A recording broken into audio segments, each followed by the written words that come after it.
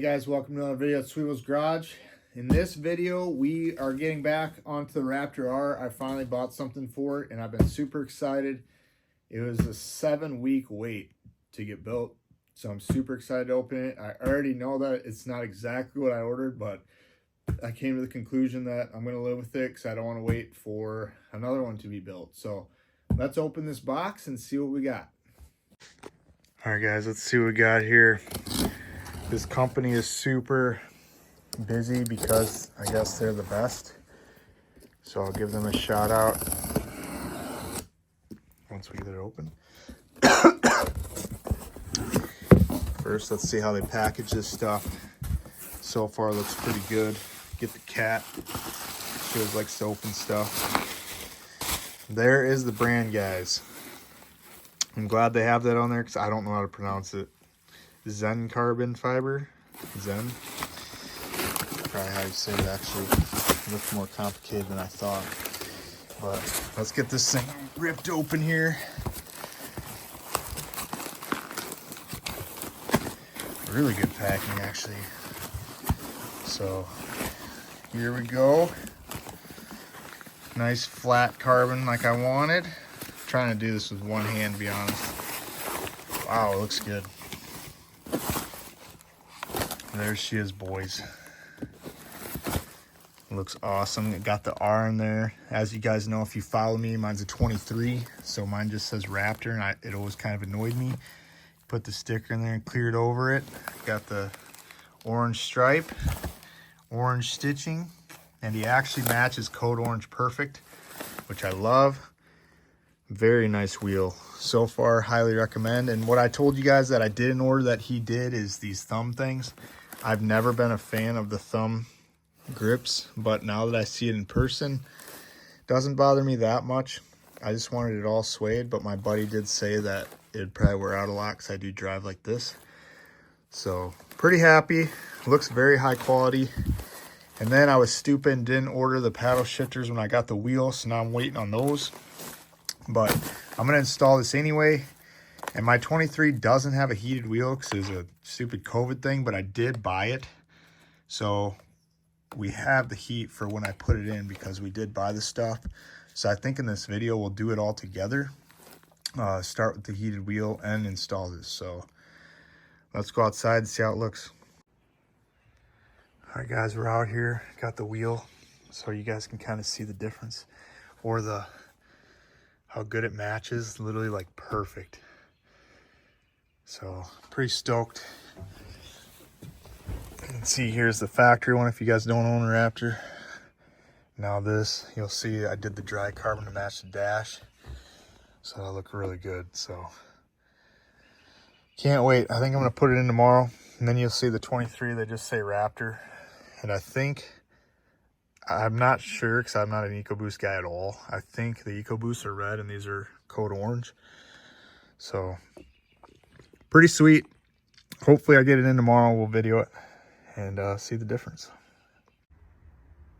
All right, guys, we got her at the shop. First step, obviously, is unhook the battery so we don't have any airbag problems. So pop the hood. Some of you guys yell at me when I don't do step by step. So pop the hood. Pretty easy. Battery's over here. So we're gonna get 10 millimeter, loosen these up. I'm gonna pull both sides. Some say just do the negative when you do airbags, but we'll take both sides off and then I'm gonna let it sit here for 10 minutes before we start. All right, guys, first steps to get the airbag off after you let the battery sit for a while. And you do that by prying through these holes in here. If I can find it.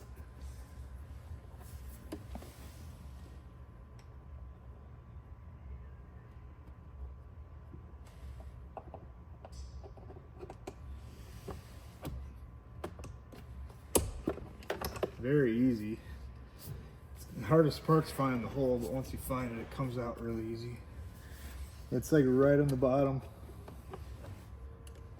Just like that. So we got that off. Now we'll tilt this back straight. And then I'll get you in here to show you the plugins. All right guys, once we're in here, you'll see a red plug-in down here.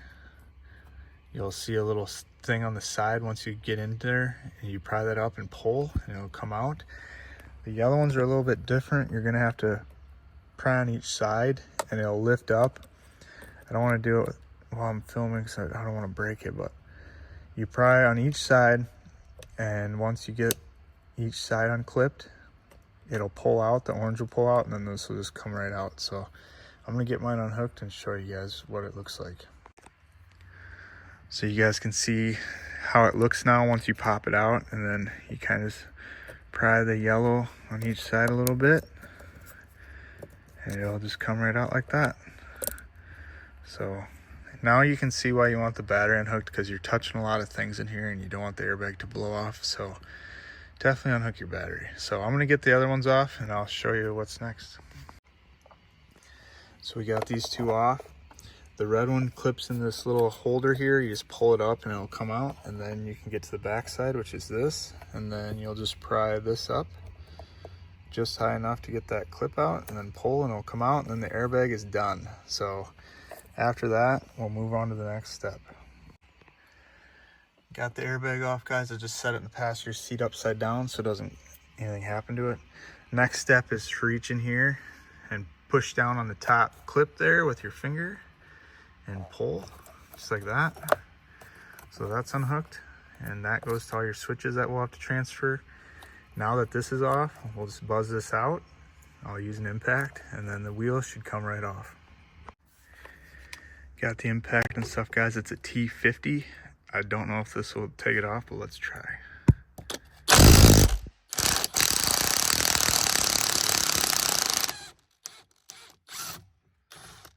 Took it right off, 3/8 impact. So it's pretty easy, and you've seen the wheel came out with it.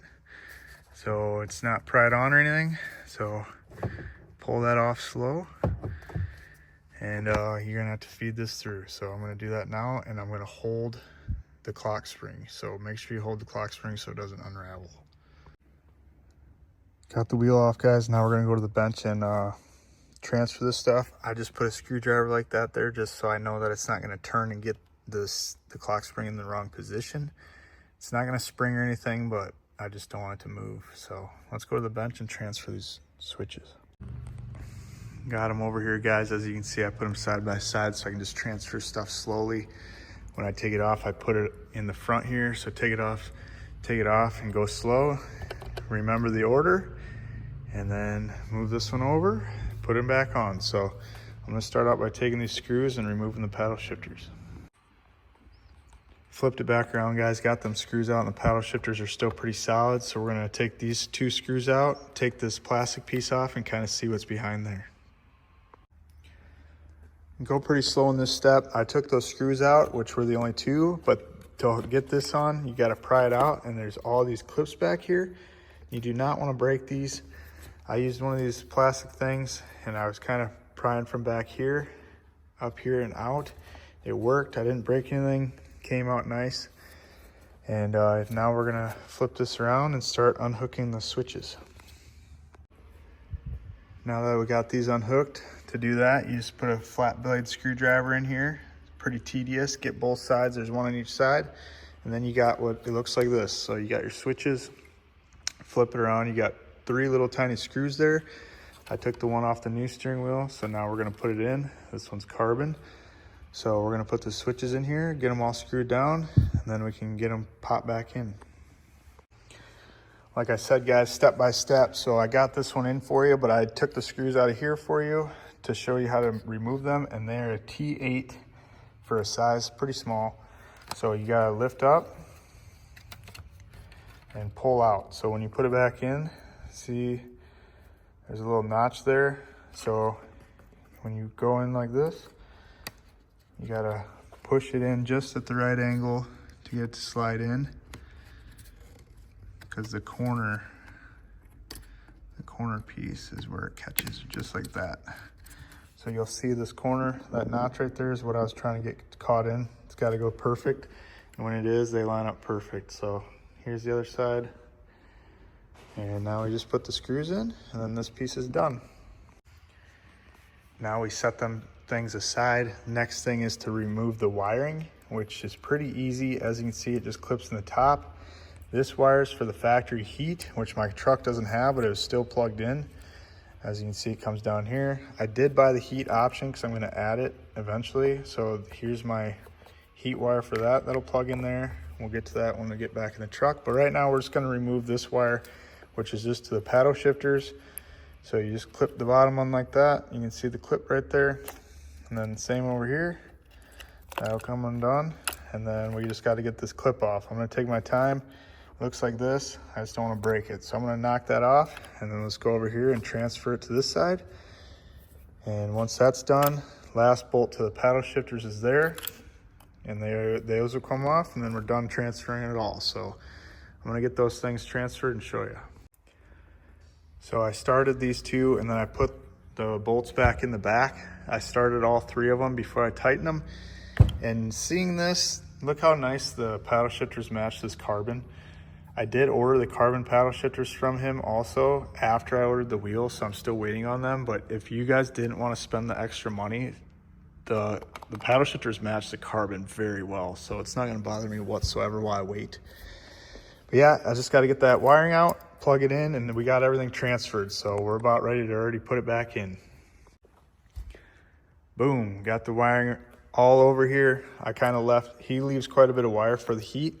So I kind of just put it on top of the factory. I might zip tie it so it's out of the way, kind of like that, and run this thing down. But I do have the wiring now. Last thing is to clip this thing back in and then plug the wires in, put the screws in, and then we're going back in the vehicle. So I'm gonna put both these back together because I'm gonna package this up in the box this came in for storage.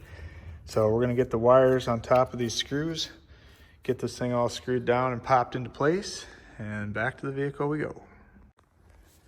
Putting this back together, I seen that it has this little rubber stop thing, so we got to get that out. It just plugs into place like that, so we're going to push on the back side and pop that out, and we got to get it in the new one. So I'm guessing since these things push in like that, we're going to have to put a little bit of grease on there and shove it in, make it a little easier. So I'm going to do that now and get that done also, so don't forget that part. Man, once you get this off, you'll be shocked. It's like a weight. It's pretty heavy. It's kind of weird. So make sure you do this part, and this part's pretty important. I'm guessing that has to do with the adaptive cruise. All right, guys, this is by far the worst part about it. You can see these things aren't pointy at all, so you can't just push them through. You got to reach back here. I put my thumb in here and push with one hand, and I use this to kind of go like this and catch an edge, get it halfway out, and then take it a needle nose and grab what you can and slowly pull it through. You can kind of see it chews it up a little bit, but there's like no way around it, guys. It's by far the hardest part about doing this, time consuming wise.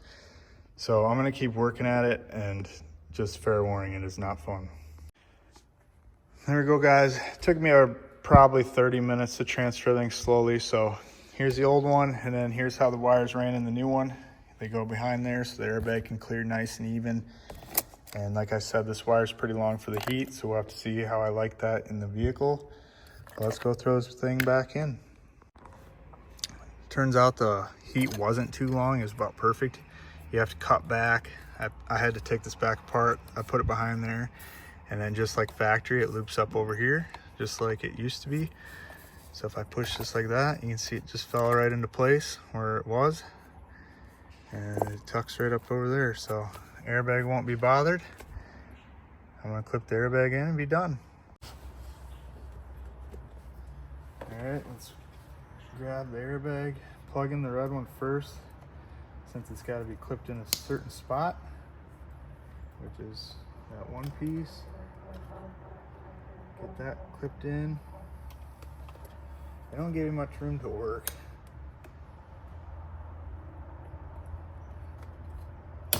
So that's in. And then these go upside down, just like that, and like that. So now that those are in, just push it in. You heard it click. We're done. So now we can go hook the battery up Job well done. Thing looks awesome. I don't have my flash on, but it looks amazing. Very happy with it. As you can see, it matches the carbon pretty dang close. This carbon is just a different weave, but it looks amazing. Way better than the factory one for sure. So hope you guys liked the video. Hope it helped if you guys wanted to do this at home and not pay a shop. And like I said, the paddle shifters look amazing. They match the carbon great. So don't have to think that you need to buy them if you don't want to spend extra money. So thanks for watching, guys. I always appreciate it, and I'll see you in the next one.